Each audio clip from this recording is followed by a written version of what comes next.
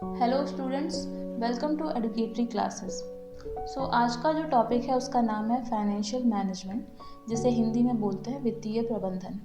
ये एक ऐसा सब्जेक्ट है जिसमें से max to max question competitive exam में भी पूछे जाते हैं और ये एकेडमिक कोर्स में भी पढ़ाया जाता है। तो आइए समझते हैं कि फाइनेंशियल मैनेजमेंट क्या है। जैसा कि स्क्रीन पर लिखा है, financial management is related to financial activities of business.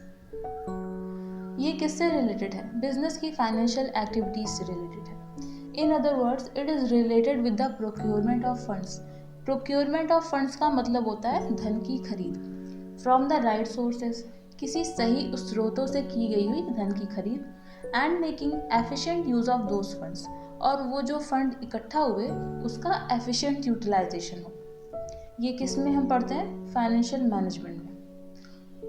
Thus, financial management is concerned with the arrangement, management and control of funds. यानी फंड्स यानी उस कोष का क्या कर रहा है? अरेंजमेंट और मैनेजमेंट का प्रबंधन कर रहा है, उसको अरेंज कर रहा है और उस फंड को कंट्रोल भी कर रहा है। ये सब किस में होता है? फाइनेंशियल मैनेजमेंट में होता है। अब जैसे मैं अगर आपको सामान्य शब्दों में समझाऊं, तो जब भी हम किसी तरह का कोई व्यवसाय करते हैं या कोई उद्योग लगाते हैं यानी इंडस्ट्री लगाते हैं या फिर किसी पर्टिकुलर प्रोफेशन करते हैं या पेशे को अपनाते हैं, तो हमें सबसे पहले किसकी ज़रूरत पड़ती है? फाइनेंस की या मनी की ज़रूरत पड़ती है। तो उससे क्या होता है, जिसे हम क्या कहते हैं? कैपिटल कहते हैं। किसी भी बिजनेस को स्टार्ट करने के लिए हमें क्या चाहिए होता है? पूंजी चाहिए होती है, तो वो उसे कैपिटल कहते हैं। अब जैसे कोई मशीन है, उसको चलाने के लिए हमें क्या चाहिए? ऊर्जा के रूप में क्या चाहिए होता है? ऑयल चाहिए होता है, गैस, या कोई मशीन होती है जो बिजली से चलती है। तो उसी तरह हमारा जो आर्थिक संगठन होता है उसको चलाने के लिए फ्यूल के रूप में क्या करते हैं? फाइनेंस की ज़रूरत पड़ती है। फाइनेंस यानी वित्त की ज़रूरत पड़ती है। किसी भी पर्टिकुलर बिजनेस के लिए कितना मनी का रिक्वायरमेंट होगा और उस मनी का क्या सोर्सेज होगा या उसका किस तरीके से यूज़ किया जाना चाहिए, ये सब किस में हम पढ़ते हैं? फाइनेंशियल मैनेजमेंट में। और यही प्रोसेस क्या कहलाता है? फाइनेंशियल मैनेजमेंट यानी वित्तीय प्रबंधन। दो टाइप के अप्रोच होते हैं, ट्रेडिशनल अप्रोच, दूसरा मॉडर्न अप्रोच। ट्रेडिशनल क्यों कहते हैं? जो पारंपरिक अवधारणा जो अप्रोच हम अपनाते आ रहे हैं, और दूसरा मॉडर्न आधुनिक अप्रोच। ठीक है, तो ट्रेडिशनल में क्या होता है? It primarily focused on earning more funds. क्या होता था उसमें पहले के टाइम में? क्या ज़्यादा से ज़्यादा हम फंड को अर्न करें।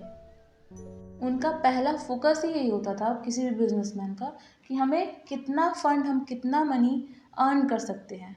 लेकिन मॉडर्न अप्रोच में दोनों को कवर किया जाता है। कौन से? It covers both acquisition of funds as well as allocation of fund. यानी हम किस स्रोतों से हम फंड को रेस कर रहे हैं और उस फंड का हम कहाँ डिस्ट्रीब्यूशन कर रहे हैं, उसको कहाँ लगा रहे हैं। तो ये दो अप्रोच हो गए। दूसरा है ऑब्जेक्टिव्स ऑफ फाइनेंशियल मैनेजमेंट, यानी वित्तीय प्रबंध के वो कौन से उद्देश्य हैं। पहले क्या होता था? प्रॉफिट मैक्सिमाइजेशन और वेल्थ मैक्सिमाइजेशन। तो ये जो दो टॉपिक है, प्रॉफिट एंड वेल्थ, इसमें बिजनेस का जो मेन पर्पस होता था वो प्रॉफिट मैक्सिमाइजेशन होता था। मतलब क्या? इसमें वो सारी एक्टिविटीज़ इन्वॉल्व होती थी जो कि प्रॉफिट को इंक्रीज़ करे, और उन एक्टिविटीज़ को अवॉइड किया जाता था जो प्रॉफिट को डिक्रीज़, उसकी वैल्यू को डिक्रीज़ करती है। तो प्रॉफिट क्या है? एक तरह का मेजर सोर्स है फाइनेंस का। और प्रॉफिट क्या करता है? बिजनेस के इकोनॉमिक परफॉर्मेंस को भी जज करने का काम करता है। लेकिन बीते कुछ सालों में हमने ये पाया कि प्रॉफिट क्या है? एक तरह का ये प्रिंसिपल वेग टर्म है, बहुत ही क्लियर नहीं है। इसमें कोई भी प्रॉफिट क्लियरली डिफाइन नहीं है कि किस प्रॉफिट को हमें रिटेन करना है और किस प्रॉफिट को डिस्ट्रीब्यूट करना है या किसे अर्न करना है। जैसे इसमें कई सारे प्रॉफिट हैं, profit before tax, profit after tax, operating profit, gross profit और नेट प्रॉफिट एंड एक्सेट्रा। तो इसमें क्लियरली डिफाइन नहीं था कि प्रॉफिट मैक्सिमाइजेशन में हम कौन से प्रॉफिट को अर्न करें। इस अप्रोच में, प्रॉफिट मैक्सिमाइजेशन अप्रोच को क्या हुआ, उसको इनएप्रोप्रिएट बताया गया। तो इसकी जगह कौन सा अप्रोच अपनाने लगे? Wealth maximisation.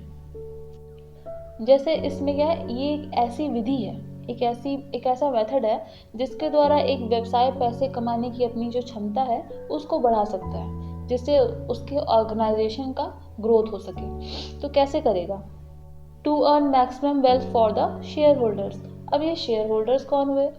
शेयर होल्डर्स वो ऐसे लोग होते हैं जो कि कंपनी में अपने कंपनी के शेयर को परचेज करते हैं और अपना पैसा उस कंपनी में इन्वेस्ट करते हैं। इससे क्या होता है कि वो उस कंपनी के क्या होते हैं, पार्ट होते हैं, जिसमें एक टाइम पीरियड के बाद उन शेयर होल्डर को डिविडेंड भी मिलता है। दूसरा एक टॉपिक आता है कि financial decision.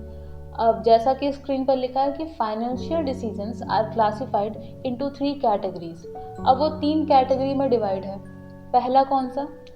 First investment decision, दूसरा फाइनेंशियल डिसीजन, तीसरा डिविडेंड डिसीजन। तो इन्वेस्टमेंट डिसीजन क्या है? यानी निवेश निर्णय। अब इसमें 2 टाइप के डिसीजन होते हैं, एक लॉन्ग टर्म इन्वेस्टमेंट, दूसरा short term investment. Long term investment decision कहेंगे क्योंकि उसमें उस असेट में मनी इन्वेस्ट किया जाता है जिसका बिजनेस में लॉन्गर पीरियड ऑफ टाइम तक हमें क्या हो रहा है, रिटर्न मिले, उस प्रॉफिट का हमें रिटर्न मिले। और शॉर्ट टर्म डिसीजन में क्या होता है कि शॉर्ट पीरियड ऑफ टाइम के लिए, इसे हम वर्किंग कैपिटल डिसीजन भी बोलते हैं। दूसरा आता है फाइनेंशियल डिसीजन यानी वित्तीय निर्णय। ये फाइनेंशियल मैनेजर का सबसे सेकंड मोस्ट इम्पॉर्टेंट डिसीजन होता है, जिसमें होता क्या है कि वो फंड को कलेक्ट करते हैं डिफरेंट सोर्सेज से और बिजनेस की जो रिक्वायरमेंट है, जो नीड है, उसको उस फंड से फुलफिल किया जाता है। तीसरा क्या है? डिविडेंड डिसीजन यानी लाभांश निर्णय।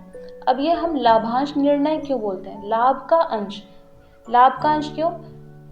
कंपनी का जो भी प्रॉफिट होता है, जो शेयर होल्डर अगर शेयर उसमें इन्वेस्ट किया, शेयर परचेज किया, अपने पैसे को उस कंपनी में इन्वेस्ट किया, तो उसको रिटर्न में क्या मिलता है? डिविडेंड मिलता है। और वो डिविडेंड कंपनी का जो बिजनेसमैन है, जो बिजनेस है, उसमें उसको रिटर्न किस में से दे रहा है? उसी प्रॉफिट में से ही दे रहा है, प्रॉफिट का हिस्सा ही होता है, इसीलिए उसको बोलते हैं लाभ का अंश यानी लाभांश। इस डिसीजन में क्या होता है कि फाइनेंशियल मैनेजर को ये कंसर्न होता है कि प्रॉफिट का कितना हिस्सा हम डिविडेंड के लिए बचा के रखें और कितना हिस्सा कंपनी में रिटेन करें।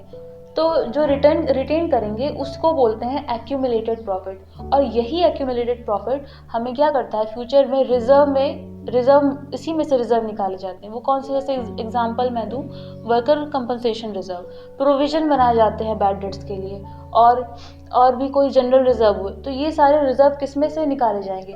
वो एक्यूमुलेटेड प्रॉफिट से। और जो प्रॉफिट का पार्ट हम डिविडेंड में देते हैं वो भी इसी में से ही, इसी डिसीजन में से डिसाइड करते हैं। सो ओवरऑल हमने फाइनेंशियल मैनेजमेंट में ये जाना कि किस तरीके से फंड का प्रोक्योरमेंट होता है और उस फंड का कहाँ पर एफिशिएंट यूटिलाइजेशन होता है। सो आज की वीडियो में इतना ही। नेक्स्ट जो टॉपिक है उसका नाम है कैपिटलाइजेशन।